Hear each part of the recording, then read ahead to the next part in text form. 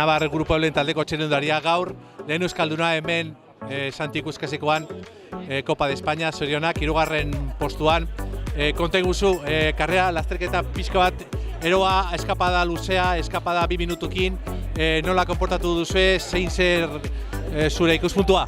Bai, bueno, hoi, hasieran fuga eta hoi junda, harrapatu deu, geho bestea junda, eta pixka peligrosoa zen, baina, bueno, pazientzikin azkenen Kirtenbergeko parten ondo kolokauta sartu naiz, aurren sartu gara eta azkenen juntatu india bi grupok. Eta gero iritsi geha zehara Gabiria, eta hor hankak zian, probatuet, jungea pixka, eta gero Iker Perezek berriz jogu eta ezin izan diot ondo utzi.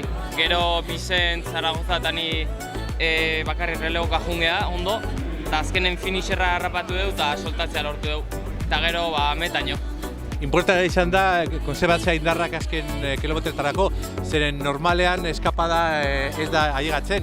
Horixe izan da, hitz egiten duzu Zaragozakin, ala, bueno, indarrena irabazi du.